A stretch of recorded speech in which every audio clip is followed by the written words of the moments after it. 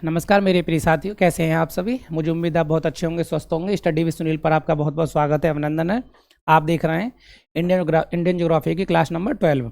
इसका सीधा मतलब है कि मैं आपको इंडियन ज्योग्राफी की 11 क्लासेस करा चुका हूं और अपने इसी चैनल पर मैंने आपको पॉलिटी कंप्लीट करा दी है। और पॉलिटी के अंतर्गत आप देखोगे तो जितने भी इंपॉर्टेंट टॉपिक्स हैं, चाहे वो कार्यपालिका हो, विधायिका हो, चाहे इनसे न्यायपालिका हो, चाहे इनसे जुड़ी हुई अन्य संस्थाएं हों, वो सारे के सारे मैंने करा दी हैं। बस आपको जाइए यूट्यूब चैनल मेरे स्टडी विद सुनील को लाइक शेयर सब्सक्राइब कीजिए। आप उस पर जाइए, पॉलिटी की सारी क्लासेज करिए। और आप जिसकी भी एग्जाम की तैयारी कर रहे हो, गवर्नमेंट जॉब से जुड़ा कोई भी एग्जाम हो, आप जिसकी भी तैयारी कर रहे हो वहाँ से क्लासेज करिए। प्लस जिस एग्जाम को आप देना चाहते हो, देने वाले हों, उसकी क्या करना है, आपको वहाँ से PYQ उठाने, मेरी क्लासेज को देखना है। आप देखोगे कि आपकी तैयारी में ग्रोथ दिखेगी। आपको जो प्रश्न आपसे पॉलिटी के 10 से 12 बन रहे थे, अगर रेशियो की बात कर रहा हूँ मैं, अनुपात में, वही अब 15 से 16 हो जाएंगे। 3 से 4 मतलब 30 35 40 रेशियो % आपका रेशियो बढ़ जाएगा। और अगर मैं ओवरऑल बात करूँ तो मेरी क्लासेज करने के बाद आप कम से कम 60 से 70 प्रश्न करने में पूरी तरह सक्षम हो पाएंगे, क्योंकि हमने अपने क्लास को PCS लेवल तक के क्वेश्चन के साथ डिजाइन किया था। प्लस उसकी जो हमने व्याख्या करी थी बहुत अच्छे से करी थी। हमने एक प्रश्न के अंतर्गत कोशिश की थी कि आपको 4 से 5 प्रश्न और करा दिए जाएं उनसे जुड़ा हुआ। क्योंकि देखो, सबसे बड़ी बात क्या होती है, जब आप कोई एग्जाम दे रहे होते हो तो PYQ करते क्यों? ऐसा तो नहीं है कि वही प्रश्न उठकर दोबारा आ जाएगा, बहुत कम चांस होते हैं। PYQ से हमें एक आइडिया लग जाता है कि एग्जामिनर क्या पूछने वाला होता है या किसी विशेष एग्जाम का पैटर्न क्या होता है। तो उसी पैटर्न को फॉलो करते हुए हम क्या करते हैं, जब एग्जामिनर दोबारा से पेपर सेट करेगा, पेपर सेटर जो होता है, तो वो भी PYQ देखता ही है। अब क्या करेगा, उस एग्जाम में सेम प्रश्न रखने की संभावना बहुत कम होती है, 1-2% होती है, ठीक है। लेकिन उसी एग्जाम में उसी प्रश्न से नया प्रश्न बनने की संभावना क्या रहती है, बहुत ज़्यादा रहती है। पर हो सकता है भाषा चेंज कर दे, हो सकता है ऑप्शंस चेंज कर दे, हो सकता है उसी के अंतर्गत दूसरा प्रश्न बना दे, क्योंकि एक ही टॉपिक से 4 से 5 प्रश्न इंपॉर्टेंट बन जाते हैं। हो सकता इस बार से पूछा, अगली बार कुछ और पूछ ले। तो हमने क्या किया, उसी तरह से एक अच्छी व्याख्या करी है। वही हम इंडियन ज्योग्राफी में भी कर रहे हैं। हाँ, इंडियन ज्योग्राफी के जो जरूरी टॉपिक्स थे वो हो चुके हैं। अब जो टॉपिक्स चल रहे हैं वो करंट से अपडेट टॉपिक चल रहे हैं। जैसे आज का हमारा टॉपिक है परिवहन से है, ठीक है, ट्रांसपोर्टेशन से है। अब ट्रांसपोर्टेशन पे आप जाओगे तो उसमें अपडेशन लगातार होती रहती हैं, इसलिए मेरे एक आधा तथ्य में इधर उधर आप आज की क्लास में हो सकता है मैं बता दे रहा हूँ। पहले ये मत कहना सर ने गलत करा दिया है, क्योंकि अपडेशन में क्या होता है, करंट से जुड़ा मुद्दा है, कहीं ना कहीं कुछ ना कुछ बनता रहता है। हो सकता है मेरे संज्ञान में वो चीज़ ना हो, ठीक है, हालांकि मैंने कोशिश पूरी की है, पर फिर भी एक आधा तथ्य इधर उधर हो जाता है। तो उसके लिए आप ज़्यादा परेशान मत रहिए। क्यों? क्योंकि ट्रांसपोर्टेशन से जब भी प्रश्न आएगा ज़्यादा संभावना रहती है वो करंट से जुड़कर आए, ठीक है। इसीलिए जब कोई एग्जाम देते हो तो आप 6-8 महीने की पिछली करंट पढ़ के ही जाते हो, तो ज़्यादा परेशान रहने की जरूरत नहीं होती है, ठीक है। लेकिन हाँ, इससे क्लास से क्या मिलेगा आपको कि प्रश्न का पैटर्न क्या होता है, एग्जामिनर प्रश्न किस तरह से पूछ सकता है, वो आपको इससे आइडिया लग जाएगा। तो चलते हैं आज के पहले प्रश्न की तरफ। कह रहा है which is India's first 14 lane expressway. अब देखिए, जैसे है ये क्या है, भारत का पहला है, 14 लेन एक्सप्रेसवे है। लेकिन कल को हो सकता है जैसे द्वारका में बन रहा है वो 16 लेन बन रहा है। तो जैसे ही ये 16 लेन होगा, अभी तक क्या है, भारत का सबसे चौड़ा एक्सप्रेसवे है, लेकिन फिर ये हो जाएगा। तो हो सकता है मुझे 16 लेन मैंने ना पढ़ा हो, अभी मैं इसी को बता दूं आपको। तो इसमें क्या है, मैं जिस समय तक मेरे मतलब मुझ में संज्ञान था, मैंने जिस समय तक ये प्रश्न पढ़ा था, तो वहाँ तक मैं ठीक हूँ। हो सकता है मैंने ये ना पढ़ा हो, तो इसका मतलब ये नहीं कि मैं गलत हो गया हो। बस इतना है कि करंट से जुड़ा मुद्दा है, करंट के मुद्दे को हम करंट की क्लास में देखेंगे। इसलिए क्या है, कंबाइंड तैयारी करते हैं। इसलिए एक चैनल को फॉलो करिए, आप इस चैनल को लाइक शेयर सब्सक्राइब कीजिए। इतनी गारंटी है कि जब आप किसी भी एग्जाम में बैठोगे तो आपकी तैयारी में 4 चांद लग जाएंगे, ठीक है। चलते हैं आज के पहले प्रश्न की तरफ। कह रहा भारत का 14 लेन एक्सप्रेसवे कौन सा है, कौन सा 14 लेन,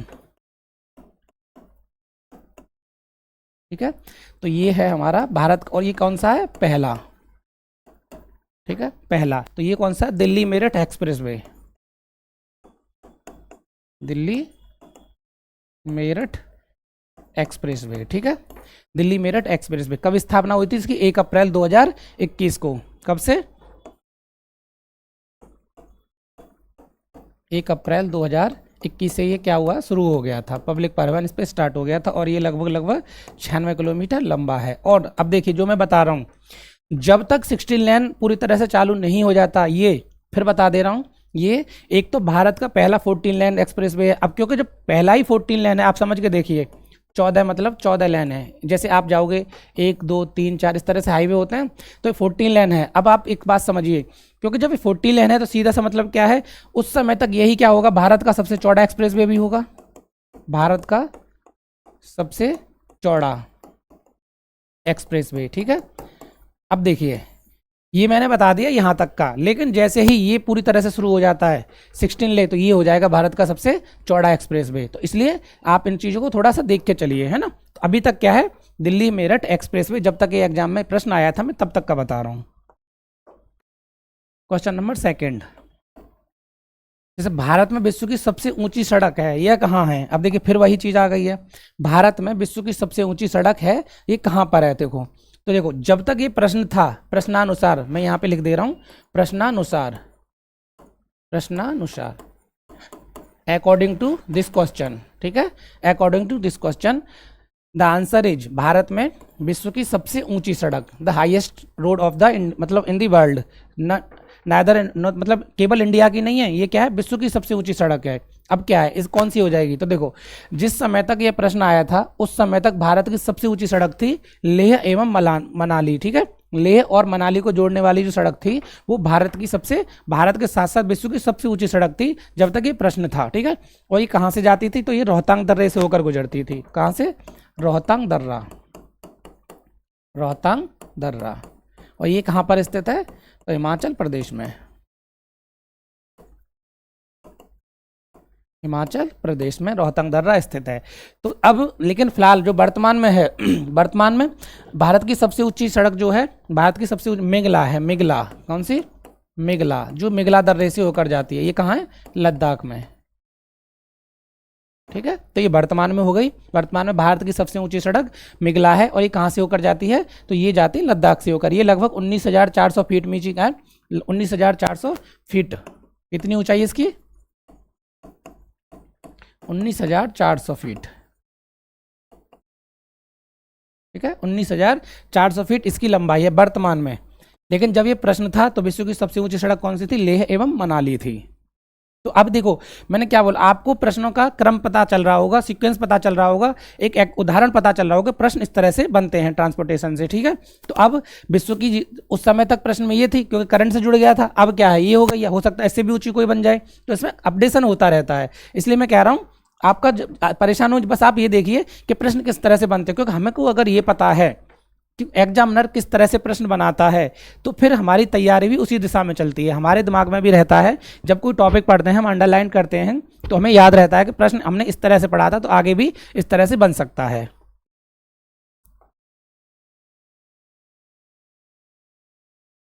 वाराणसी को कन्याकुमारी से जोड़ने वाला ग्रेट दक्कन राजपथ कहाँ पर, मतलब ठीक है, वाराणसी को कन्याकुमारी से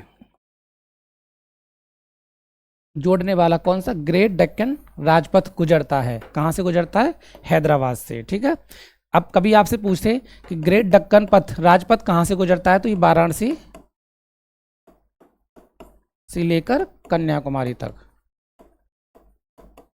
ठीक है। ये भी एक याद रखना, प्रश्न के अंदर प्रश्न है, पूछ सकता है ग्रेट दक्कन राजपथ का संबंध किससे है, तो वाराणसी से कन्याकुमारी को जोड़ने वाले राजपथ से है, ठीक है। वही प्रश्न पूछ रहा है कि वाराणसी को कन्याकुमारी से जो ग्रेट दक्कन पथ राजपथ जो जोड़ता है वो निम्न में से कहाँ से होकर गुजरता है, तो वो हैदराबाद से होकर भी गुजरता है, ठीक है।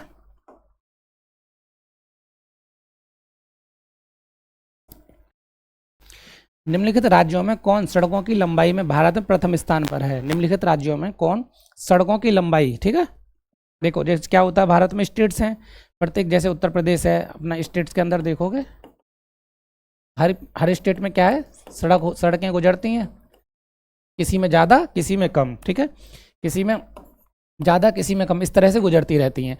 अब देखो इसमें क्या होता है, पहली बात तो चेंजेज होते रहते हैं, हो सकता है आज मैं जिस राज्य को बता रहा हूँ कल को उससे ज़्यादा किसी का विकास हो जाए तो वो सड़कें बनाने, क्योंकि सड़कें क्या है, आधारभूत संरचना का एक भाग है, और जिस राज्य में आधारभूत संरचना, जिस देश के अंतर्गत आधारभूत संरचना अच्छी होगी, ठीक है, बेसिक इंफ्रास्ट्रक्चर जो होता है वो अच्छा होगा, वो राज्य क्या करेगा, दूसरों की अपेक्षा ज़्यादा तरक्की करता है। इसलिए आप देखिए, आप जब आधारभूत संरचनाओं पर जाओगे तो उसमें क्या आ जाएगा, सबसे पहले आपकी कॉलेजेज कैसे हैं, मतलब शिक्षा प्रणाली, ठीक है, फिर आपकी स्वास्थ्य प्रणाली कैसी है, स्वास्थ्य प्रणाली कैसी है, फिर आपकी देखेंगे मतलब आपकी सड़कें कैसी हैं, क्यों, क्योंकि सड़कें ही अंततः आपको एक स्थान से दूसरे स्थान तक पहुंचाती हैं। सपोज दैट आपके राज्य में एक बहुत बड़ा एम्स हॉस्पिटल है, अपोलो है मानो, लेकिन वहां तक पहुंचने में आपके घर परिवार के किसी सदस्य की क्या तबीयत खराब हुई और उसको इमरजेंसी में गुजारना है, लेकिन अपोलो तो है, एम्स भी है, लेकिन सड़कें ऐसी हैं जहां आपको 10 मिनट के रास्ते के लिए कम से कम 10 घंटे लग जाएं, 20 मिनट के रास्ते में 5 घंटे लग जाएं तो मरीज तो वैसे ही मर जाएगा। इसलिए सड़कें अंततः किसी राज्य या देश की सबसे प्राथमिक चीज़ें क्या होती हैं? सड़कें, एक्सप्रेस वे, रोड्स जरूरी होते हैं, अनिवार्य हैं, सिर्फ जरूरत के लिए नहीं, अनिवार्यता हैं। अगर वो अच्छे होंगे तो आपकी आधारभूत संरचना में 4 चांद लगेंगे। आपकी तरक्की में क्या होगा? विकास की जो राह 10 साल के अंतर्गत प्राणी थी वही आप हो सकता है 6 से 7 सालों में पालो। तो इसमें क्या है, सड़कें बड़ा महत्वपूर्ण हिस्सा गुजारते हैं किसी देश के या राज्य के विकास के क्रम में। अब देखिए पूछ रहा है कि निम्नलिखित राज्यों में कौन सड़कों की लंबाई में, किसमें लंबाई में भारत का पहला स्थान है? तो देखो पहले अगर जाओगे तो सबसे ज़्यादा सड़कें आपको मिलेंगी महाराष्ट्र में, ठीक है, फिर उत्तर प्रदेश में, फिर राजस्थान में,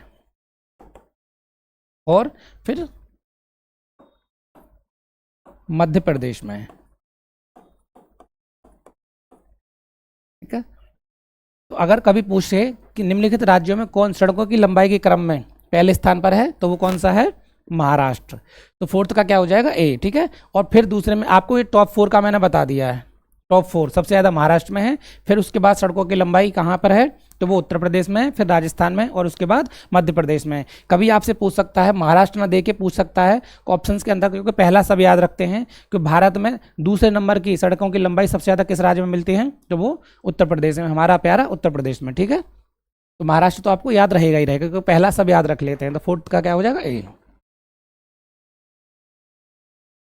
क्वेश्चन नंबर 5,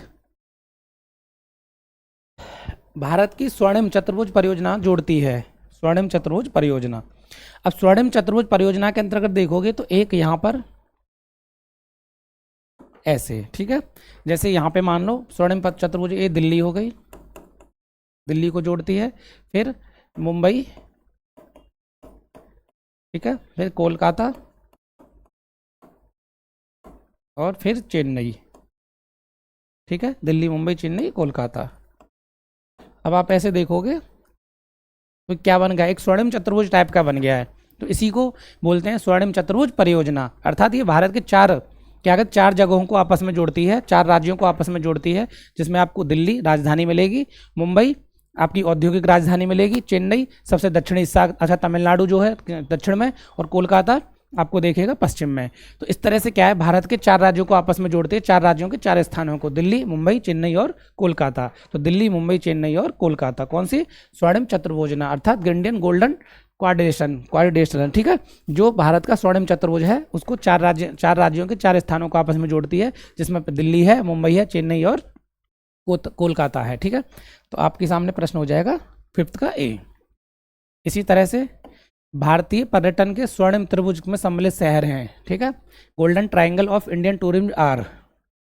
जैसे क्या होता है, टूरिस्ट, जैसे हम और आप भी टूरिस्ट हैं, पर हम क्या हैं? आंतरिक टूरिस्ट हैं, हम देश के अंदर ही देश वाले हैं। जैसे भारत के अंदर हम मानो, जैसे हम यूपी से हैं, हम जा रहे हैं राजस्थान घूमने, तो टूरिस्ट हम भी हैं, पर हम ग्रही टूरिस्ट हैं, अर्थात घर के ही टूरिस्ट हैं। एक होता है विदेशी टूरिस्ट, अंतर्राष्ट्रीय टूरिस्ट जो होते हैं। तो उनके लिए आसान करने के लिए क्या वो जोड़ा गया था? एक हमने गोल्डन ट्रायंगल करके चलाया था, जो दिल्ली, जैसे जो उत्तर प्रदेश के आगरा को, क्योंकि आगरा भी ताजमहल है, दिल्ली राजधानी, और यहाँ पे लाल किला वगैरह बहुत सारे हैं, और जयपुर भी घूमने लायक है। तो ये क्या टूरिस्ट पैलेस हैं, तो इन्हीं के लिए क्या खोला गया था? Golden triangle. किसके लिए? टूरिस्ट के लिए। किसके लिए? टूरिस्ट के लिए। तो स्वर्णिम चतुर्भुज और स्वर्णिम त्रिभुज में अंतर समझ लेना। गोल्डन ट्रायंगल में, तो स्वर्णिम त्रिभुज में और स्वर्णिम चतुर्भुज में अंतर है, ठीक है। वो 4 स्थानों को जोड़ता है, जिसमें आपको देखो दिल्ली, मुंबई, चेन्नई और कोलकाता। और ये कौन कौन से जोड़ेगा? आगरा, दिल्ली और जयपुर, ठीक है। जैसे आगरा दिल्ली, जैसे ये है ना आगरा दिल्ली, आगरा जैसे जयपुर, आगरा दिल्ली, इस तरह से जोड़ देगा, ठीक है। तो ये क्या है? गोल्डन ट्रायंगल है।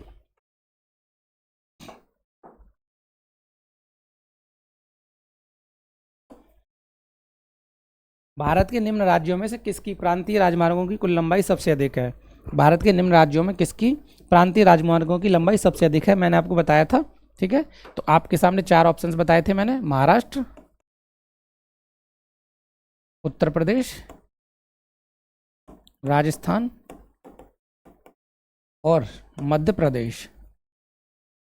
ये क्या हैं? ये 4 ऐसे राज्य हैं जिनमें सर्वाधिक क्या पाई जाती है? राजमार्गों की लंबाई पाई जाती है। तो आंसर क्या हो जाएगा हमारा? महाराष्ट्र, ठीक है। तो महाराष्ट्र में क्या है? प्रांतीय राजमार्गों की लंबाई सबसे अधिक पाई जाती है। 7th का क्या हो जाएगा? डी। क्वेश्चन नंबर 8, निम्नलिखित में से कौन सा रेलवे जोन मुख्यालय सही सुमेलित नहीं है? विच of the following railway zone headquarters is not the correctly match. देखो क्या होता है, जब ट्रेन चलती है ना तो प्रत्येक स्टेट के अंतर्गत या किसी क्षेत्र विशेष के अंतर्गत उसका एक मुख्यालय हेडक्वार्टर बनाया जाता है। तो वो आपके सामने जैसे दक्षिण पश्चिम में जो रेलवे का हेडक्वार्टर वो आपको हुबली में मिलेगा, ऐसे दक्षिण पूर्व मध्य रेलवे का बिलासपुर में, दक्षिण मध्य रेलवे का जबलपुर में। लेकिन जो दक्षिण मध्य रेलवे, ठीक है, ये पश्चिम मध्य रेलवे जबलपुर, लेकिन दक्षिण मध्य रेलवे जो है, ठीक है, इसका जो मुख्यालय है कौन सा, दक्षिण साउथ सेंट्रल रेलवे, इसका मुख्यालय बेंगलुरु में मिलकर कहाँ मिलता है, सिकंदराबाद में। कहाँ पर, सिकंदराबाद। और ये कहाँ है, तेलंगाना में,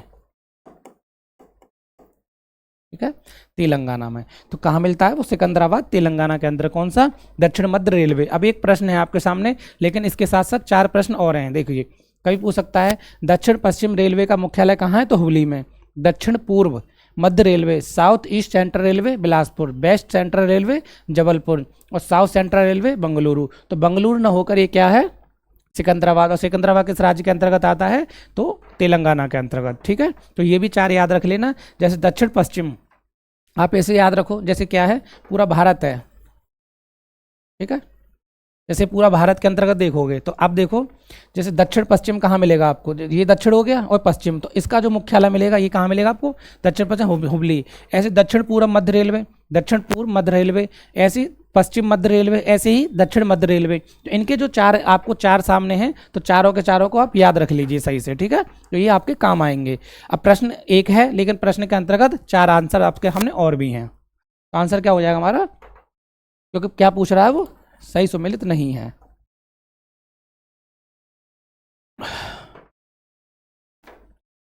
निम्न में कौन सा सुमेलित नहीं है, फिर से देख लो कौन सा सही सुमेलित नहीं है।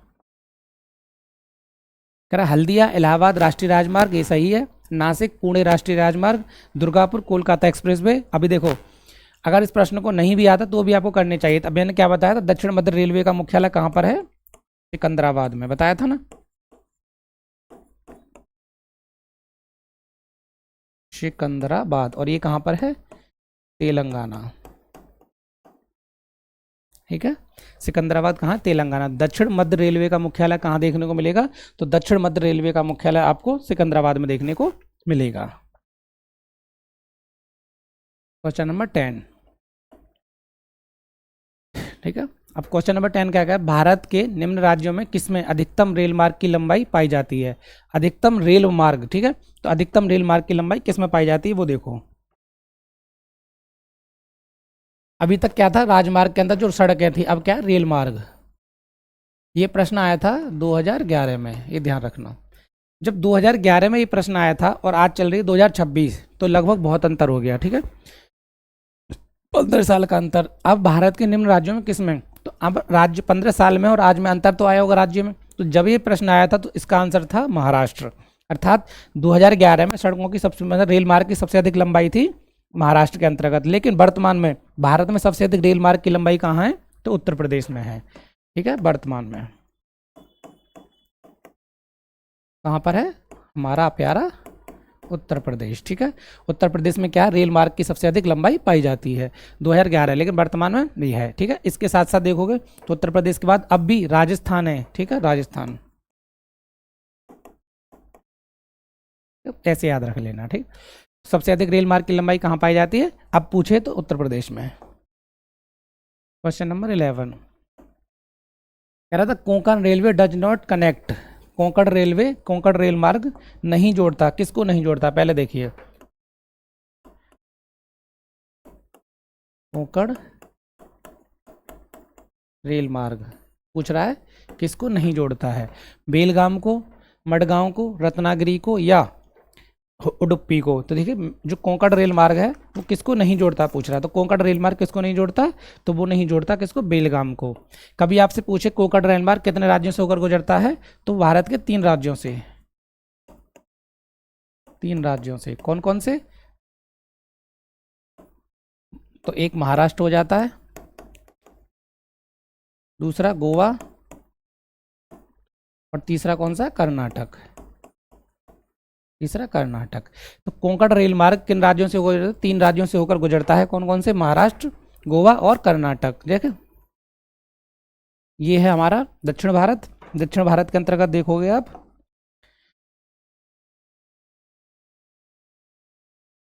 ठीक है, ये इस तरह से आपको क्या मिलेगा, महाराष्ट्र, गोवा और कर्नाटक। तो इन्हीं 3 राज्यों को जो रेल मार्ग आपस में जोड़ता है उसको क्या बोलते हैं, कोंकण। ठीक है, कोंकण रेल मार्ग।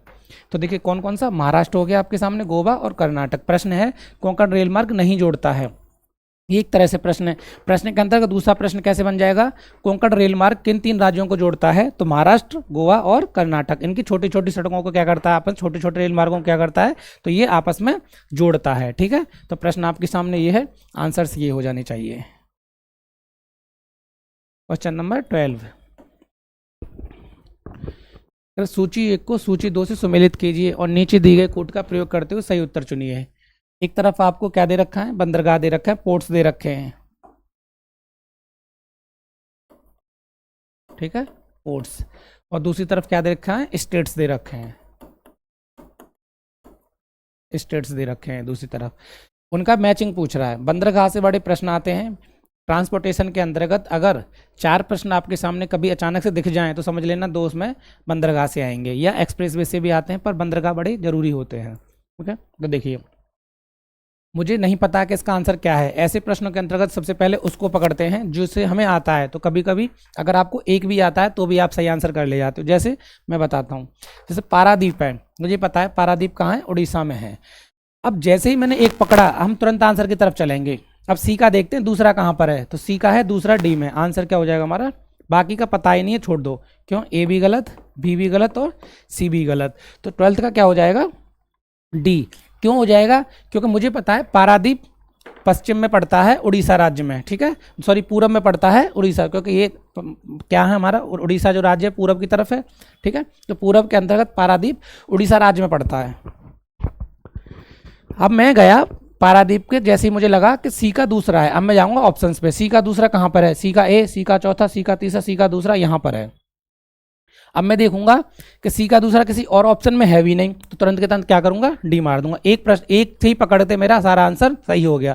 अब चल लूंगा मैं दूसरे पे। जैसे अब जैसे देखूंगा, एलएफपी है, एलएफपी कहाँ मिलता है, तमिलनाडु में। ठीक है, एलएफपी कहाँ है, तमिलनाडु में। एन्नौर केरल में, और काकीनाडा आंध्र प्रदेश में। ठीक है, तो इस तरह से आप याद रखना, बंदरगाह के अंतर्गत जैसे जैसे मैं कराते जा रहा हूँ वैसे वैसे आपको याद कराते जा रहा हूँ। बंदरगाह और राज्य, ये ध्यान रखना, एक तरफ बंदरगाह एक तरफ। कभी पूछे आपसे अलेप्पी कहाँ पर है, अलेप्पी, अलेप्पी बंदरगाह कहाँ पर है, तो तमिलनाडु में, ध्यान रखना। भारत का एक राज्य है तमिलनाडु। फिर इसी तरह से पूछे आपसे एन्नौर कहाँ पर है, एन्नौर कहाँ है, केरल में। और पूछे पारादीप, पारादीप आपका उड़ीसा में। और कभी पूछे काकीनाडा, काकीनाडा कहाँ पर है, आंध्र प्रदेश में। ठीक है, आंध्र प्रदेश। ये 4 ऑप्शंस आपको याद रहने चाहिए। अब देखिए, जैसे केरल के अंतर्गत एन्नौर है, तो केरल के अंतर्गत एक और बंदरगाह है, कोच्चि बंदरगाह, कोच्चि बंदरगाह।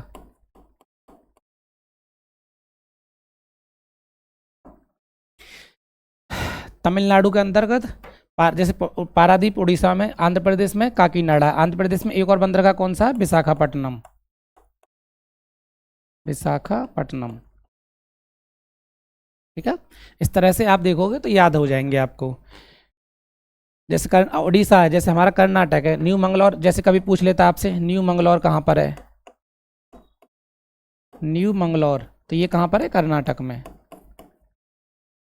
कभी कभी पूछ लेता था मार्मो गोवा कहाँ पर है, मार्मो गोवा, तो ये कहाँ है, गोवा में। याद रखना, गोवा से याद रख लेना इसको। ठीक है, कभी पूछे आपसे मुंबई, तो मुंबई महाराष्ट्र में होगा ही होगा। कभी पूछ लेता न्यावा सेवा, न्यावा शेवा, जिसे पहले जवाहरलाल नेहरू पोर्ट कहते थे, ये कहाँ पर है, महाराष्ट्र में। तो इस तरह से क्या है, जरूरी जरूरी जितने भी हैं वो आप इन प्रश्नों के अंतर्गत देखते चलिए। अलेप्पी जैसे तमिलनाडु में है, ठीक है, अलेप्पी कहाँ है, तमिलनाडु में। ऐसे तूतीकोरिन भी है, एक तूतीकोरिन कहाँ है, वो भी तमिलनाडु में है। ठीक है, तूतीकोरिन। तूतीकोरिन बंदरगाह कहाँ पर है? तो तमिलनाडु में है। ठीक है, कोच्चि केरल में है और एंडोर भी केरल में, पारादीप उड़ीसा में, काकीनाडा आंध्र प्रदेश में, तो विशाखापट्टनम भी आंध्र प्रदेश में है, न्यू मंगलौर कर्नाटक में है। जैसे कांडला एक है, कांडला बंदरगाह, याद आते चल रहे हैं, कांडला बंदरगाह। कांडला कहाँ है? गुजरात में। कांडला बंदरगाह कहाँ मिलेगा? गुजरात में। इस तरह से देखोगे तो इस बहुत सारे बंदरगाह हैं, आप इन्हें याद रखो। जैसे न्यू मंगलौर, जरूरी यही है, प्रश्न आपको यहीं से मिल जाएगा, 100% मिल जाएगा। हो सकता है सारे के सारे ऑप्शंस ना मिलें, पर 2 से 3 इसी से मिल जाएंगे। आप मतलब इमेजिनेशन कर लोगे कि आंसर कौन सा नहीं होगा और सही आंसर लगा लोगे। जैसे न्यू मंगलौर कर्नाटक, जो कि ये जरूरी पोर्ट्स हैं भारत के। ठीक है, जरूरी पोर्ट्स के अंदर न्यू मंगलौर कर्नाटक, मार्मुगांव गोवा, न्यावा सेवा महाराष्ट्र का है। बाकी एक आधा बचता है तो नाम से पता लग जाता है। जैसे विशाखापट्टनम आपको पता है आंध्र प्रदेश में, तो आंध्र प्रदेश में ही पड़ेगा। कोच्चि केरल की राजधानी है तो वहाँ पे ही पड़ेगा। ठीक है, तो इस तरह से देखो। अब जैसे चेन्नई बंदरगाह है तो चेन्नई तमिलनाडु में है। कुछ बंदरगाह सिर्फ नाम से ही पता लग जाते हैं। ठीक है, अब एन्नौर, एन्नौर जो मतलब अलग तरह के नाम होते हैं ना, वहाँ दिक्कत आती है। जैसे आप अलेप्पी नहीं समझ पाओगे, अलेप्पी याद रख लो, अलेप्पी तमिलनाडु में, एन्नौर केरल में, पारादीप उड़ीसा में, काकीनाडा आंध्र प्रदेश में, न्यू मंगलौर कर्नाटक, मार्मुगांव गोवा, न्यावा सेवा महाराष्ट्र। ये कुछ नए हैं तो इनको याद रख लेते हैं।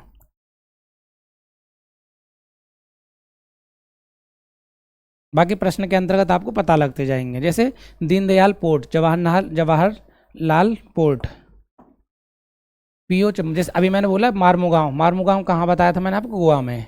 अब मुझे बाकी का 3 नहीं भी पता, पर मार्मुगांव तो पता है, तो मार्मु गोवा कहाँ है? गोवा में। और डी का चौथा देखो कहाँ कहाँ पर है, तो इसका मतलब ए हमारा कट गया। अब मुझे नहीं भी पता, मानो आंसर नहीं समझ में आ रहा, तो एक प्रश्न को करने की संभावना कितनी होती है? 100%, अगर आपको पता है तो। लेकिन फिर 4 ऑप्शंस होते हैं तो कितनी कितने तुक्का मारोगे तो क्या क्या पॉसिबिलिटी रहती है आपका सही हो जाए?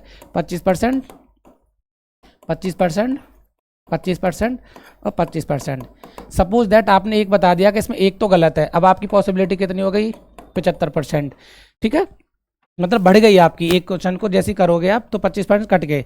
अब देखिए, जैसे ही आप देखोगे कि मुझे एक पता लग गया, आपने एक ऑप्शन काट दिया, अब आपको 3 में से, अब मतलब जो चीज़ आपको 4 में से 100% करनी थी, 3 में से आपकी पॉसिबिलिटी जो है आंसर को सही करने की क्या हो गई? बढ़ गई है, लगभग 25% और बढ़ गई। ठीक है, क्योंकि एक कट गया आपका।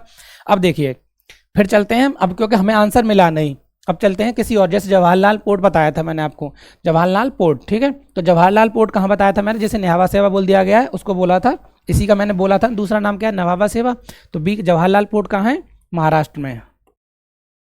अब चलते हैं बी का तीसरा देखते हैं। देखो बी का तीसरा एक में है, आंसर हमें दूसरे से मिल गया। मैंने क्या बोला? बहुत कम चांस होते हैं कि मतलब तीसरे तक पहुंचता है, या तो पहले से मिल जाता है या दूसरे से। कुछ केसेज में 3 तक जाते हैं, वरना 2 में ही हमें आंसर मिल जाता है। तो ऐसे प्रश्न बड़े आसान होते हैं, कम समय में ज़्यादा तैयारी करने के लिए हमें ऐसे प्रश्न करने होते हैं। क्योंकि अब देखो इसके संग 4 प्रश्न आपको मिल गए। ठीक है, अब इस देखोगे तो दीनदयाल पोर्ट कहाँ है? गुजरात में। अब एक बचा बीओ चिदम्बरम, ये कहाँ है? तमिलनाडु में।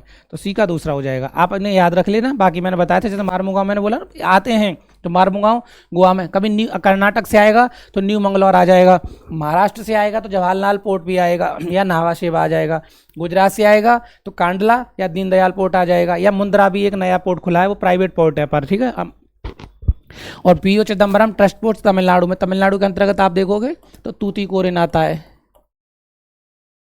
तूतीकोरिन ये ज़्यादा आता है।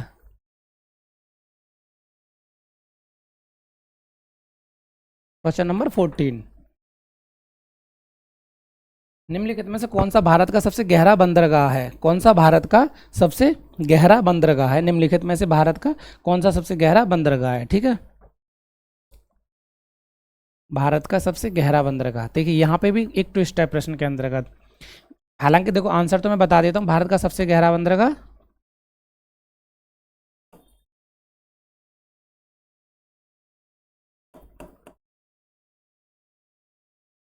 विशाखापट्टनम है, जो कि कहाँ पर है? आंध्र प्रदेश में। ठीक है, ये कैसा बंदरगाह है? प्राकृतिक बंदरगाह है, प्राकृतिक बंदरगाह। आंसर क्या हो जाएगा इसका? डी। लेकिन अभी कुछ रिसेंट खबरों से पता चल रही है, जैसे केरल में एक बंदरगाह है बिंजिंगम, बिंजिंजम, ये नया है, ठीक है। बिंजिंजम कहाँ पर है? केरल में। तो कुछ सोर्स बताते हैं कि भारत का सबसे गहरा बंदरगाह अब ये है, भारत का सबसे गहरा बंदरगाह, ठीक है। भारत का सबसे गहरा बंदरगाह कौन सा है? बिंझिंजम, ठीक है। बिंझिंजम कहाँ पर है? केरल में। और ये भी क्या है? एक प्राकृतिक बंदरगाह है, ठीक है। कैसा ये भी एक प्राकृतिक बंदरगाह के अंतर्गत आता है। प्रश्न आपसे कभी कभी पूछ भी लेता है कि निम्नलिखित में कौन सा प्राकृतिक बंदरगाह है, कौन सा कृत्रिम बंदरगाह है। तो दो याद रख लेना, विशाखापट्टनम और बिंझिंजम, ये दोनों प्राकृतिक बंदरगाह हैं। प्राकृतिक बंदरगाह जो स्वयं ही बने हों, और कृत्रिम बंदरगाह जिन्हें सरकार द्वारा बाद में बनाया गया हो जरूरत के हिसाब से, ठीक है। तो इसका आंसर क्या हो जाएगा? डी, 14 का डी। बाकी आपको पता ही है, कांडला गुजरात में है, कोचीन केरल में, कोलकाता पश्चिम बंगाल में है। निम्न में कौन से रसायन एवं रासायनिक पदार्थों हेतु निर्मित बंदरगाह है? रसायन एवं रासायनिक पदार्थों हेतु निर्मित बंदरगाह है, ठीक है। रसायन एवं रासायनिक पदार्थों के लिए। तो ऐसा कौन सा बंदरगाह भारत का? यह है दहेज, दहेज बंदरगाह, ठीक है।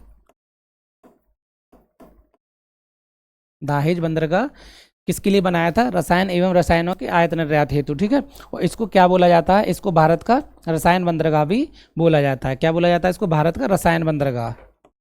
इसे भारत का रसायन बंदरगाह बोला जाता है, भारत का रसायन बंदरगाह। कभी पूछने लग जाए कि भारत का रसायन बंदरगाह किसको बोला जाता है, तो दहेज बंदरगाह को। दहेज बंदरगाह कहाँ पर है? तो गुजरात में है। भारत का एक राज्य है, पश्चिमी, सबसे पश्चिमी राज्य गुजरात, वहीं पर है दहेज बंदरगाह। किसके लिए है? रसायन एवं रासायनिक पदार्थों के निर्मित के लिए किया था। इसी तरह से इसको क्या बोला जाता है? भारत का रसायन बंदरगाह बोला जाता है। तो आंसर क्या हो जाएगा हमारा? सी, ठीक है। 15 का आंसर क्या हो जाएगा? सी। क्वेश्चन नंबर 16, निम्नलिखित में से कौन सा पत्तन भारत में लौह अयस्क निर्यात में अग्रणी है? ठीक है, कौन सा? लौह अयस्क निर्यात में, जहां से लौह एवं अयस्क का क्या होता है? निर्यात होता है। जैसे वो क्या था? रसायन के लिए, और ये किसके लिए है? लौह अयस्क के लिए, लौह अयस्क के लिए, ठीक है। तो यहाँ से क्या निर्यात होता है? लौह अयस्क। तो भारत में लौह अयस्क के निर्यात के लिए जिस बंदरगाह को बनाया गया था उसका नाम क्या है? मार्मुगोआ, मार्मुगोआ, मार्मुगोआ। ये कहाँ पर है? गोवा में, ठीक है। मार्मुगोआ ये कहाँ पर है? गोवा में। तो आंसर क्या हो जाएगा? बी। 16 का आंसर क्या हो जाएगा? बी। निम्नलिखित में से कौन सा पत्तन भारत में लौह अयस्क के निर्यात में अग्रणी है? तो वो मार्मुगोआ है। मार्मुगोआ कहाँ पर है? तो गोवा में। इसको याद रख लेना, गोवा और गोवा, ठीक है। कोच्चिन कहाँ है? मैं बताते चल रहा हूँ आपको, केरल में। पारादीप कहाँ है? ओडिशा में। और विशाखापट्टनम कहाँ पर है? आंध्र प्रदेश में। आज ही जाकर, जब भी आप इस सेशन को करो, क्लास को करो, आज ही जाकर जितने भी पोर्ट से संबंधित क्वेश्चंस हैं, पीवाई क्यूज हैं, आपके पास एमसीक्यू हैं, जाकर करिए। आपको निश्चित रूप से यहाँ से प्रश्न देखने को मिलेंगे, ठीक है। तो आंसर क्या हो जाएगा 16 का? बी।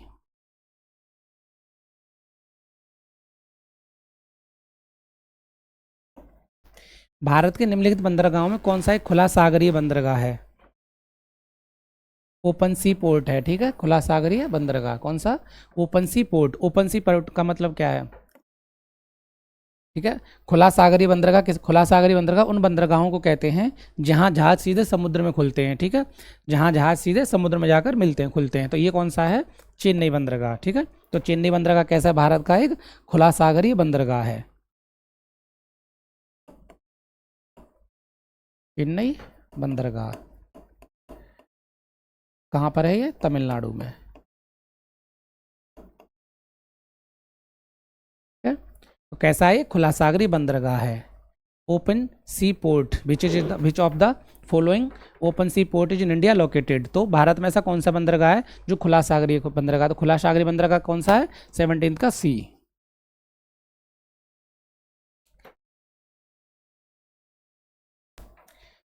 निम्नलिखित में से कौन सा बंदरगाह भारत के पूर्वी तट का नहीं है? तो देखिए कौन सा बंदरगाह है जो पूर्वी तट का नहीं है, ये देख लेते हैं हम।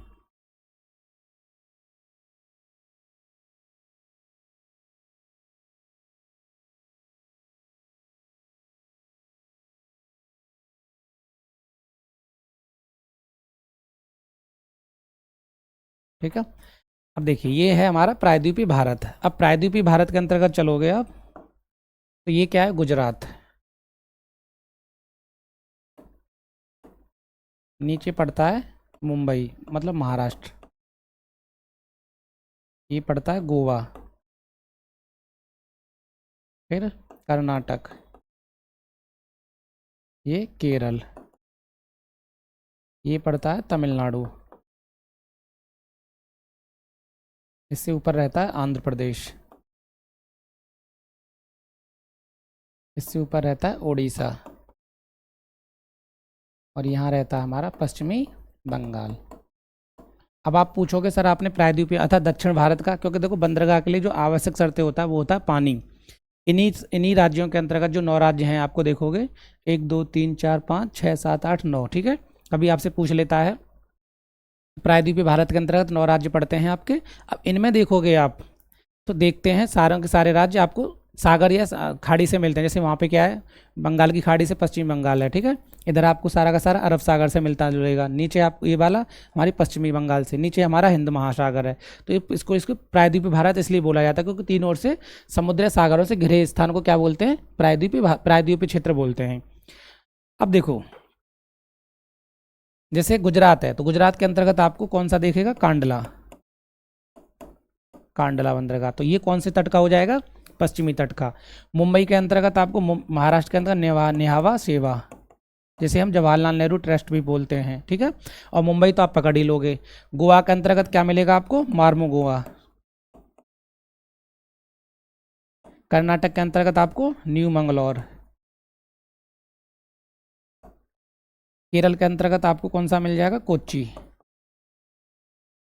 ठीक है, तो ये सारे के सारे कैसे हो जाएंगे आपको पश्चिमी तट के बंदरगाह। पश्चिम बंगाल में आपको कोलकाता, उड़ीसा में पारादीप, आंध्र प्रदेश में विशाखापट्टनम मिल जाएगा आपको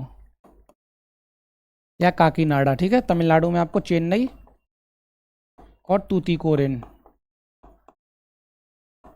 तूतीकोरिन ये मिल जाएंगे। विशाखापट्टनम में आपको काकीनाडा भी मिलता है, काकीनाडा।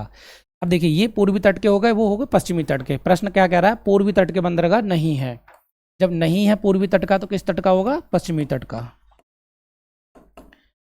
प्रश्न कैसे पूछता है एग्जामिनर, देखिए एग्जामिनर चाहता तो सीधे पूछ लेता कि निम्नलिखित में से कौन भारत के पश्चिमी तट का बंदरगाह है, लेकिन उसने क्या बोला, कंफ्यूज करने के लिए कि कौन सा बंदरगाह पूर्वी तट का नहीं है। आप अचानक से क्या बोले, नहीं पढ़ना भूल गए, क्योंकि एग्जाम हॉल में प्रेशर बहुत रहता है। आपने क्या किया, नहीं छोड़ दिए, पूर्वी तट का कराए। आप सब मेरा तो सही हो गया, पर सोच सही नहीं हुआ, क्या हुआ, गलत हो गया। क्यों, आपने जल्दी जल्दी में नहीं, इसलिए प्रश्न को ध्यान से पढ़ो। और ये जो नहीं वाला है ये बहुत ज़्यादा प्रश्न गलत कराता है। ठीक है, इसलिए नहीं को हमेशा याद रखो कि बहुत गड़बड़ करता है नहीं। अब देखते हैं कौन सा है जो बंदरगाह भारत के पूर्वी तट का नहीं अर्थात पश्चिमी तट का है। अब देखो चेन्नई आप देखोगे किधर है, कांडला कहाँ है, गुजरात में। पारादीप कहाँ है, उड़ीसा में।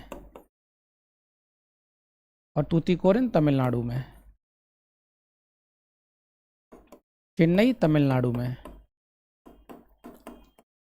अब उसके अनुसार देखोगे तो गुजरात कहाँ पर है हमारा, पश्चिमी तट पर। ठीक है, कहाँ पर है गुजरात, पश्चिमी तट पर है। तो आंसर क्या हो जाएगा हमारा, answer is B, answer is option B. ठीक है, अर्थात कांडला किस में राज्य में है, तो गुजरात में। गुजरात कहाँ पड़ता है, भारत के पश्चिमी तट पर। पश्चिमी तट पर कौन कौन से राज्य पड़ते हैं, गुजरात पड़ता है, उसके नीचे महाराष्ट्र है, उसके नीचे गोवा है, फिर कर्नाटक और केरल, ये 5 राज्य पड़ते हैं। पूर्वी तट पर आपको कौन से राज्य मिलेंगे, तो इधर चलोगे तो तमिलनाडु, आंध्र प्रदेश, उसके ऊपर उड़ीसा और उसके ऊपर पश्चिमी बंगाल, ये 4 राज्य हैं। और ये 9 राज्य हमारे प्रायद्वीपीय भारत के हिस्से हैं। प्रायद्वीपीय हिस्सा उस क्षेत्र को कहते हैं जिसके चारों तरफ क्या जल ही जल हो, अर्थात सागरों से घिरा स्थान हो, क्योंकि भारत के पश्चिम में अरब सागर है, दक्षिण में हिंद महासागर है, पूर्व में बंगाल की खाड़ी, इसलिए दक्षिणी हिस्से को भारत का प्रायद्वीपीय हिस्सा कहा जाता है। प्रायद्वीपीय हिस्से के अंतर्गत भारत के 9 राज्य आते हैं। 9 राज्यों के अंतर्गत आप देखोगे तो पश्चिमी हिस्से में आपको गुजरात और महाराष्ट्र, गोवा, कर्नाटक, केरल, और पूर्वी हिस्से में आपको तमिलनाडु, और उसके ऊपर आंध्र प्रदेश, उसके ऊपर उड़ीसा और पश्चिमी बंगाल। पश्चिमी बंगाल के अंतर्गत आपको कोलकाता बंदरगाह देखने को मिलता है। उड़ीसा के अंतर्गत आपको पारादीप देखने को मिलता है। आंध्र प्रदेश के अंतर्गत आपको काकीनाडा और विशाखापट्टनम, और चेन्नई के अंतर्गत तूतीकोरिन और चेन्नई तमिलनाडु के अंतर्गत। ये हमारे पूर्वी तट के बंदरगाह हो गए। पश्चिमी तट के अंतर्गत गुजरात में कांडला देखने को मिलता है, कांडला। मुंबई महाराष्ट्र में आपको न्यू न्यावा सेवा या जवाहरलाल नेहरू पोर्ट जिसे बोलते हैं, या मुंबई, ये 2 पोर्ट मिलते हैं।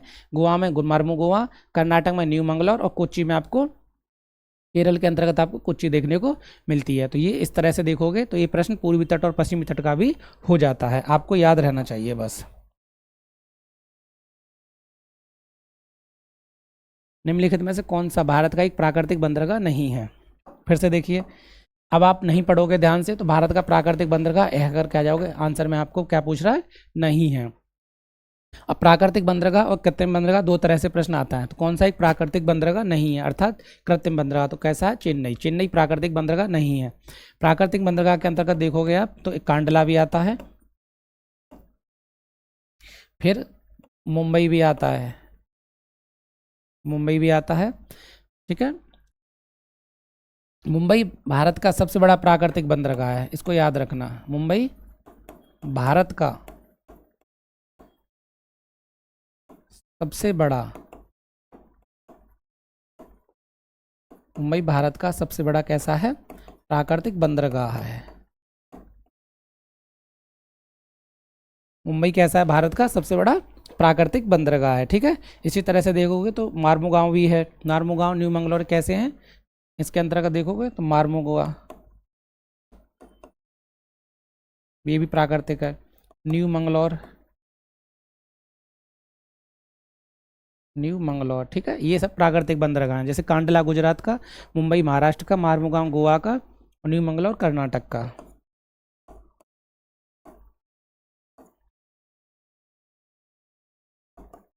न्यू मंगलौर कर्नाटक का। तो चेन्नई कैसा बंदरगाह है, कृत्रिम बंदरगाह है। तो 19 का क्या हो जाएगा, बी, ठीक है। क्वेश्चन नंबर 19 का बी, क्वेश्चन नंबर 19 का आंसर क्या हो जाएगा, बी, ठीक है।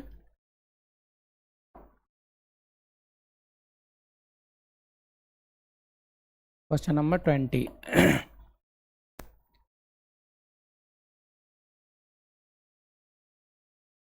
निम्नांकित में सुमेलित नहीं है, कैसा रहा है, विच of the following is not correctly match. एक तरफ आपको कुछ बंदरगाह दे रखे हैं, एक दूसरी तरफ उनकी कुछ खासियत दे रखी हैं। तो देखो चेन्नई है, जैसे भारत का सबसे गहरा पत्तन, the deepest port of India. Cochin Nehru port, प्राकृतिक natural port. Jawaharlal Nehru port जो है भारत का एकमात्र मशीनीकृत पोर्ट, और कांडला बंदरगाह ज्वारी पोर्ट। तो आप देखोगे तो जो चेन्नई है, मैंने क्या बोला, चेन्नई भारत का कैसा है, सबसे गहरा पत्तन नहीं है। ये क्या है, सबसे गहरा पत्तन भारत का कौन सा, इसमें देखिए कन्फ्यूजन होता है, एक विशाखापट्टनम, ठीक है। ये भारत का सबसे गहरा कहाँ पर है, आंध्र प्रदेश में है, आंध्र प्रदेश, ठीक है। और कैसा बंदरगाह है, प्राकृतिक। भारत का सबसे गहरा बंदरगाह कौन सा है, तो वो चेन्नई न होके कौन सा है, आंध्र प्रदेश है। लेकिन पिछले कुछ समय से देख रहे हो, मैंने बताया भी है, बिंजिनजम, केरल। कुछ स्रोत अब इसे भारत का सबसे गहरा पोत मानने लगे हैं, भारत का सबसे गहरा,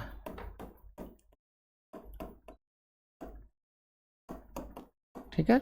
तो कुछ स्रोत अब क्या है, इसको गहरा मानने लगे, पर अभी भी जितने भी क्वेश्चन है वहाँ पर यही ऑप्शन देखने को मिलता है, तो ऑप्शन पे निर्भर करेगा, ठीक है। तो भारत का सबसे गहरा प्राकृतिक कौन सा है, तो अभी तक तो यही है, हालांकि ये भी प्राकृतिक ही है, ठीक है। तो आंसर क्या हो जाएगा, 20 का ए, क्योंकि चेन्नई नहीं है, ठीक है। चेन्नई कैसा है, चेन्नई की खासियत खुला सागरीय बंदरगाह है, और दूसरा कृत्रिम बंदरगाह है, ठीक है। क्वेश्चन नंबर 21, भारत का सर्वाधिक गहराई वाला बंदरगाह कौन सा है। तो देखो सबसे गहरा बंदरगाह मैंने बताया था कौन सा था, विशाखापट्टनम, ठीक है, वो ऑप्शन में है नहीं, तो अब उसके बाद पारादीप, इस आंसर के हिसाब से, ठीक है, जब ये प्रश्न आया था तो पारादीप था, ठीक है, प्रश्नानुसार पारादीप है, और वास्तविक रूप से ये है।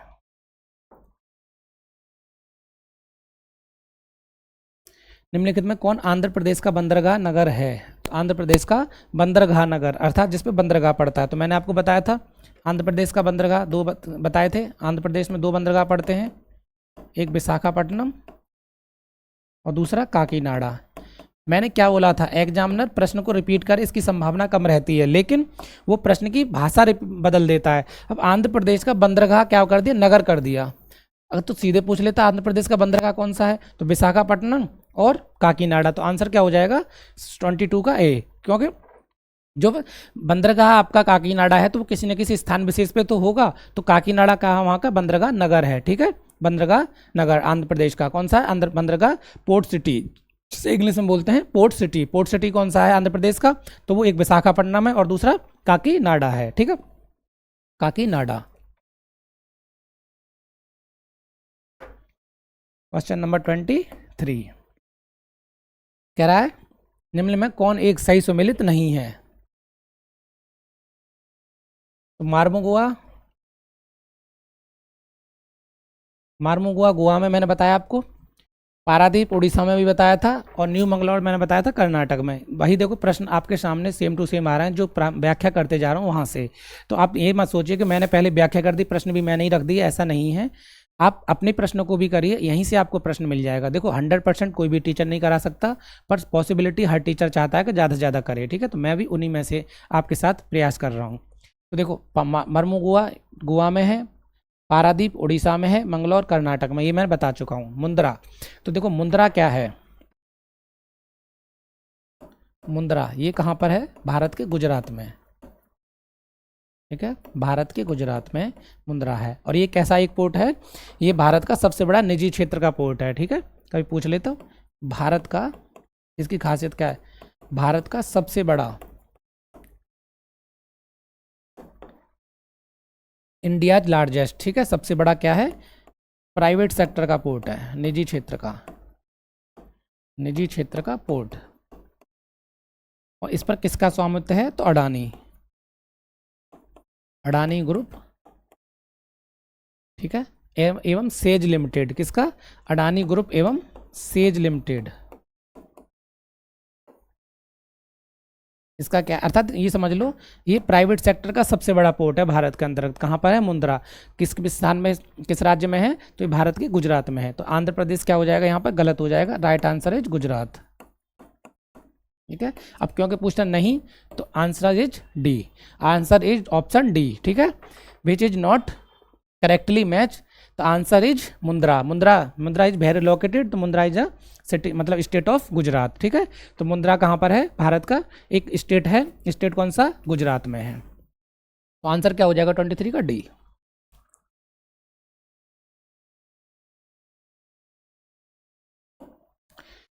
भारत का सबसे बड़ा बंदरगाह है,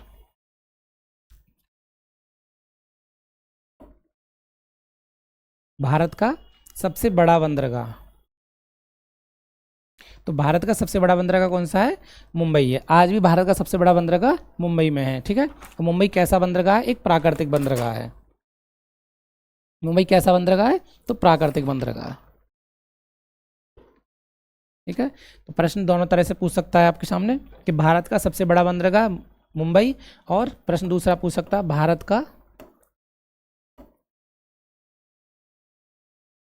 का सबसे बड़ा,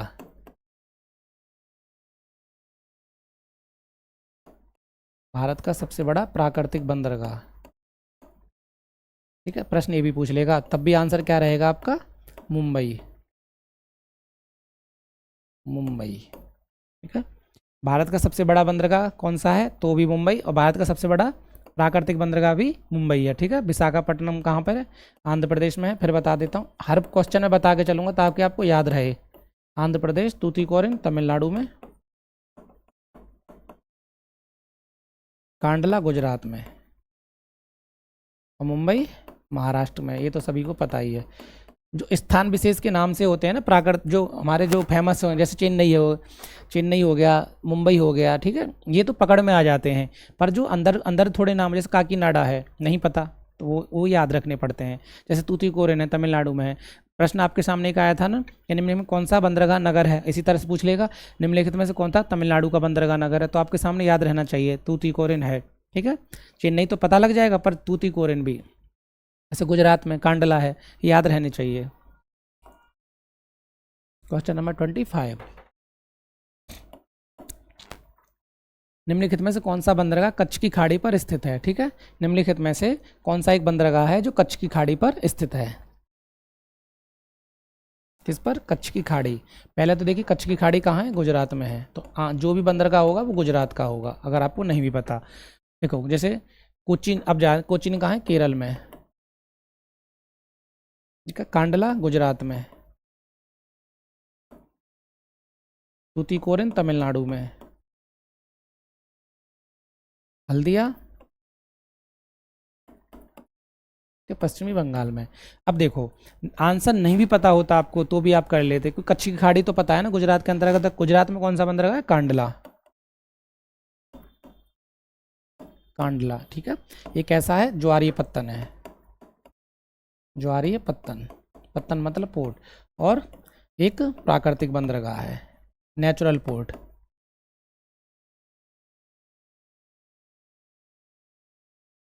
नेचुरल पोर्ट, तो कांडला क्या है, एक प्राकृतिक बंदरगाह है, ठीक है, और एक ज्वारी बंदरगाह भी है, ठीक है, जो ज्वार से, जैसे कच्छ की खाड़ी में ज्वार भाटा आते हैं ना, उसी तरह से, ठीक है। आंसर क्या हो जाएगा, डी, 25 का सी, सॉरी, ठीक है। आंसर क्या, 25 का सी। क्वेश्चन नंबर 26, क्वेश्चन नंबर 26, एक मिनट बस आता हूँ।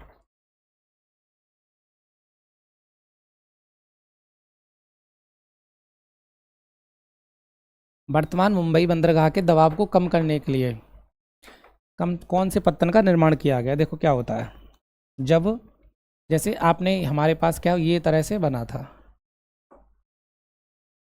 मुंबई का एक बंदरगाह था, महाराष्ट्र का मुंबई बंदरगाह, भारत का हालांकि सबसे बड़ा बंदरगाह, पर इस पर क्या था, मालवाहक दबाव ज़्यादा था, माल का दबाव ज़्यादा था, दबाव। तो इसी दबाव को कम करने के लिए मतलब उसका निर्माण किया गया था पोर्ट का। तो किसका किया गया था, नेहावा शिवा का, जिसको बोला जाता है जवाहरलाल नेहरू पोर्ट, ठीक है। तो कभी आपसे पूछे प्रश्न के अंतर्गत, प्रश्न कैसा है कि जवाहरलाल नेहरू पोर्ट का निर्माण कब किया, मतलब किसके स्थान पर, तो जवाहरलाल नेहरू पोर्ट का नया नाम क्या है, तो नेहावा शिवा है। नेहावा शिवा का निर्माण के पीछे की उद्देश्य क्या था, तो उद्देश्य था मुंबई बंदरगाह के मालवाहक दबाव को कम करना, ठीक है। और इसका नाम, नया नाम क्या है, तो नेहावा शिवा। नेहावा शिवा कहाँ है, दोनों ही मुंबई और नेहावा शिवा दोनों महाराष्ट्र में आपको देखने को मिलते हैं, ठीक है। पूछ रहा है कि मुंबई बंदरगाह के दबाव को कम करने के लिए, याद रखना, कभी कभी पूछ लेता है। तो नेहावा शिवा का निर्माण क्यों किया गया था, तो मुंबई बंदरगाह के दबाव को कम करने के लिए। इसका नाम था जवाहरलाल नेहरू पोर्ट, जिसे आजकल नेहावा शिवा कहा जाता है। और नेहावा शिवा कहाँ पर है, तो महाराष्ट्र में है, ये याद रखना बस। तो 26 का क्या हो जाएगा, डी हो जाएगा। क्वेश्चन नंबर 27, निम्नलिखित बंदरगाहों में कौन सा एक उड़ीसा तट पर अवस्थित है। आप बताओ उसका जवाब। कितनी बार बताया मैंने, इसलिए बार बार बोल रहा हूँ ना, उड़ीसा तट। उड़ीसा तट का मतलब सबसे बड़ी बात है पश्चिम में है, ठीक है, तो ये भी याद रखना, ठीक है। तो कहाँ पर है उड़ीसा तट के अंतर्गत, ये पश्चिम में पड़ेगा, सॉरी मेरे मुंह से भी गलत निकल रहा है, ठीक है। कहाँ पड़ेगा, पूरब में, ठीक है, पश्चिम ये है। देखो कौन सा है, उड़ीसा तट। उड़ीसा तट के अंतर्गत कौन सा मिलेगा आपको, पारादीप। विशाखापट्टनम कहाँ मिलेगा, आंध्र प्रदेश में। मुंबई महाराष्ट्र।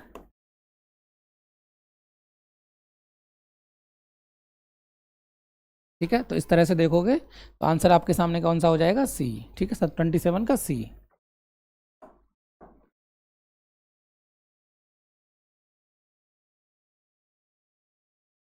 विच of the following coast associate with the Kochi port. निम्नलिखित में कौन सा तट है जो कोची बंदरगाह से संबंधित है, ठीक है। तो कोची बंदरगाह, अब कोची बंदरगाह से संबंधित तट कौन सा मिलेगा आपको, मालाबार तट। मालाबार तट कहाँ पे, ये केरल में पड़ता है। ठीक है। तो कोइरल में कौन सा बंदरगाह है? कोच्चि बंदरगाह, कोच्चि। ठीक है, तो इस तरह से क्या है आप मैच कर सकते हो। तो कोच्चि, मालाबार, तो आंसर क्या हो जाएगा? मालाबार कोस्ट। मालाबार कोस्ट क्या होता है? मालाबार कोस्ट के अंतर्गत क्या है? कोच्चि बंदरगाह, मालाबार कोस्ट। ठीक है, तो आंसर पूछे कभी कोच्चि बंदरगाह किसके अंतर्गत है? तो मालाबार तट। कौन सा पूछा? कोच्चि बंदरगाह से संबंधित है। कौन सा तट? तो मालाबार तट।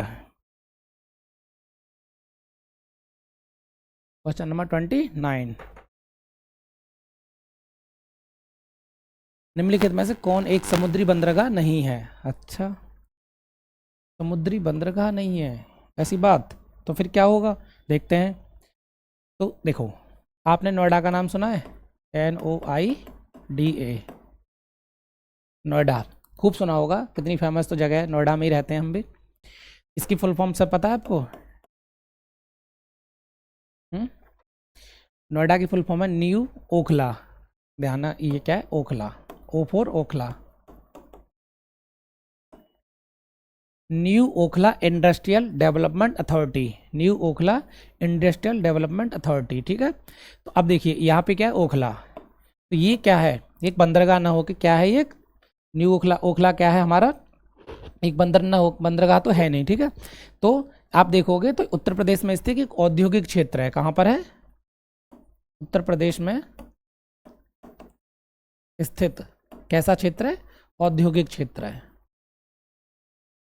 औद्योगिक क्षेत्र। ठीक है, फुल फॉर्म पे जाओ, न्यू ओखला इंडस्ट्रियल मतलब औद्योगिक डेवलपमेंट विकास प्राधिकरण, अथॉरिटी, प्राधिकरण। ठीक है, तो नवीन ओखला इंडस्ट्रियल विकास प्राधिकरण। तो ओखला क्या हो गया हमारा? एक बंदरगाह न होकर क्या है ये? एक औद्योगिक क्षेत्र है। कहाँ पर है? उत्तर प्रदेश के अंतर्गत। जैसे आपने सुना होगा ओखला बर्ड सेंचुरी, सुना है ना, जो मेट्रो स्टेशन है वही, वो भी इसी के आसपास पड़ता है। निम्नलिखित में से कौन सा युग्म सही सुमेलित है? जैसे महाराष्ट्र, पारादीप, एक तरफ आपको पोर्ट्स दे रखे हैं और दूसरी तरफ उसके स्टेट्स दे रखे हैं, कौन सा सही सुमेलित पूछ रहा है? तो महाराष्ट्र पारादीप, यहाँ पे ध्यान, सही पूछ रहा है। महाराष्ट्र पारादीप, कर्नाटक तूतीकोरिन, तमिलनाडु मंगलौर, गुजरात कांडला। तो देखो, महाराष्ट्र पारादीप, पारादीप कहाँ पर है? उड़ीसा में। तो पहला गलत हो गया। तूतीकोरिन कहाँ पर है? तमिलनाडु में, तो ये भी गलत हो गया। तमिलनाडु मंगलौर कहाँ पर है? कर्नाटक में, ये भी गलत हो गया। गुजरात कांडला, तो कांडला देखो, कांडला कहाँ है? गुजरात में ही है। ठीक है, तो ये आंसर हमारा ठीक है। तो 30 का आंसर क्या हो जाएगा? डी। क्यों? क्योंकि कांडला बंदरगाह सही मैचिंग था। कांडला बंदरगाह गुजरात राज्य के अंतर्गत ही आता है। बाकी महाराष्ट्र, मुंबई, जो महाराष्ट्र के अंतर्गत मुंबई आता है, लेकिन पारादीप उड़ीसा के अंतर्गत आता है। कर्नाटक के अंतर्गत कौन सा आता है? न्यू मंगलौर। और तूतीकोरिन किसके अंतर्गत आता है? तमिलनाडु के। तो वो मिसमैच हैं दोनों। गुजरात सही, सही जो गुजरात है उसका मिलान सही है। क्वेश्चन नंबर 31, नागा, कुकी, मैतई, पैतई एवं मिलई समुदाय रहते हैं अर्थात जनजाति से प्रश्न है ये। ठीक है, ये कहाँ रहते हैं? नागा, तूती, ये सब के सब किस, जैसे आपने एक बार सुना भी होगा इसकी नागा कुकी की जो लड़ाई हुई थी, कुकी मैतई की, तो ये मणिपुर में था। ठीक है, बड़ी चर्चा में रही थी ये। उत्तर से दक्षिण की अवस्थिति के आधार पर निम्नांकित को व्यवस्थित कीजिए। उत्तर से दक्षिण मतलब ऐसे करके। ठीक है, इस तरह से, ये उत्तर और ये दक्षिण, नॉर्थ टू साउथ। ठीक है, नॉर्थ टू साउथ पूछ रहा है। अब इन पे जाते हैं। कोच्चि कहाँ है? केरल। मार्मुगांव गोवा, न्यू मंगलौर कर्नाटक, न्यावा शेवा महाराष्ट्र। ठीक है,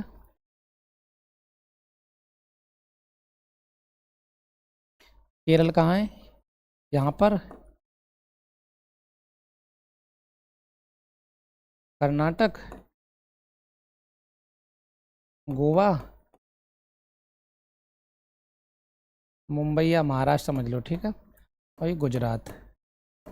अब देखो यहाँ कहाँ है? उत्तर से दक्षिण आना, ऊपर से नीचे। तो सबसे पहले क्या आएगा? न्यावा शेवा, तो चौथा। क्या पूछ रहा है ना, उत्तर से दक्षिण। तो सबसे पहले महाराष्ट्र आएगा, चौथा किस किस में है, तो ए गलत हो गया हमारा और डी गलत हो गया। फिर महाराष्ट्र के नीचे कौन सा है, गोवा पड़ता है, तो मर्मुगांव, तो 4-2 कौन कौन से हो जाएंगे, लगा के चलते हैं, 4-2। फिर गोवा के नीचे कर्नाटक है, तो न्यू मंगलौर 3 और फिर 1, तो 4-3-2-1 मतलब 4-2-3-1, 4-2-3-1 किस में है, 32। 32 का क्या हो जाएगा, बी। ठीक है, क्योंकि आपको उनकी लोकेशंस पता है ना, स्टेट्स की लोकेशन पता है और स्टेट में जो हमें पढ़ते हैं पोर्ट्स पढ़ते हैं वो भी पता है, तो हम आंसर को आसानी से खोज, इसलिए मैं आपको मैप के माध्यम से बता के चल रहा था। ठीक है, अच्छा नंबर 33, निम्नलिखित में से कौन राष्ट्रीय जलमार्ग की तरह प्रयुक्त हो रहा है,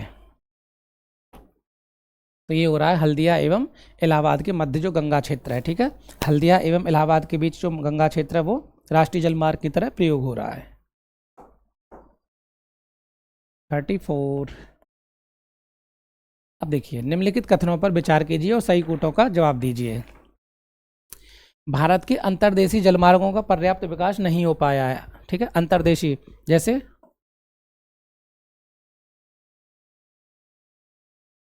ये क्या है हमारा, प्रायद्वीपीय भारत।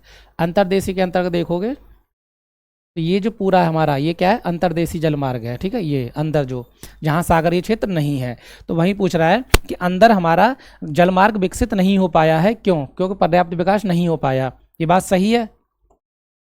भारत के अधिकतर भागों में वर्षा साल के 4 महीनों में होती है, ये भी ठीक है।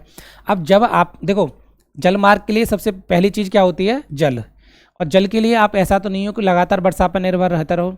जब आपके साल में 12 महीने में सिर्फ 4 महीने ही वर्षा होती है, तो इसका मतलब समझ रहे हो, आप करोड़ों रुपए खर्च के सिर्फ साल में 4 महीने थोड़ी उसका इस्तेमाल करोगे। तो पानी का अभाव, पानी के स्रोतों का अभाव, क्या पानी के स्रोतों की कमी के कारण क्या हुआ है, भारत के अंतर्देशीय जलमार्ग का पर्याप्त विकास नहीं हो पाया है। तो वही वो कह रहा है, क्यों, क्योंकि भारत में वर्षा साल के सिर्फ 4 महीने होती है। ठीक है, तो इसीलिए क्या हुआ है, ए और आर दोनों सही आर की व्याख्या करता है। तो 34 का क्या हो जाएगा, ए। ठीक है, 34 का ए।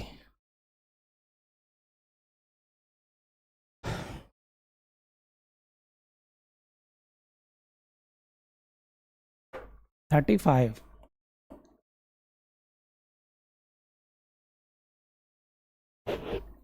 कह रहा राष्ट्रीय अंतर्देशीय नौवहन संस्थान कहाँ पर है, राष्ट्रीय अंतर्देशीय नौवहन संस्थान का कहाँ पर स्थित है, तो देखो ये है पटना में। कहाँ पर, पटना में। और पटना कहाँ है, बिहार की राजधानी, the capital of Bihar is Patna. ठीक है, नीनी क्या बोलते हैं इसको, नीनी। ठीक है, तो क्या, national inland navigation institute is located in, तो कहाँ पर है, ये बिहार के पटना में स्थित है। ठीक है दोस्तों, आज के लिए इतना ही साथियों। जो ट्रांसपोर्टेशन से जितने भी प्रश्न थे मैंने आपको करा दिए हैं, जिसमें हमने एक्सप्रेसवे और जो जलमार्ग पोर्ट्स हैं उनको कवर किया है। यही माध्यम होते हैं, या फिर देखो इसके अलावा जो हवाई जहाज़ होते हैं वो माध्यम होते हैं, पर उनसे प्रश्न नहीं आता है। प्रश्न आपको एक्सप्रेसवे और पोर्ट्स जो बंदरगाह होते हैं वहीं से देखने को मिलते हैं। तो आप जब भी प्रश्न देखोगे तो 80% से 90% संभावना होती है कि या तो वो एक्सप्रेसवे से आएगा या फिर वो बंदरगाह से आएगा। हमने ये आपको करा दिए हैं, आप जाइए MCQ PYQ करिए। इस क्लास को लेने के बाद आपको निश्चित रूप से आपकी जो स्टडी है, आपकी जो तैयारी है उसमें 4 चांद लगेंगे। इसी तरह से मिलकर एक अच्छा सफ़र तय करेंगे। बस आपसे गुजारिश है, चैनल को लाइक शेयर सब्सक्राइब कीजिए, दोस्तों को शेयर करिए। जब ज़्यादा दोस्त जुड़ेंगे तो पढ़ाने में भी हमें मोटिवेशन मिलता है। ठीक है, आज के लिए इतना ही, फिर मिलते हैं एक नई क्लास के साथ। धन्यवाद।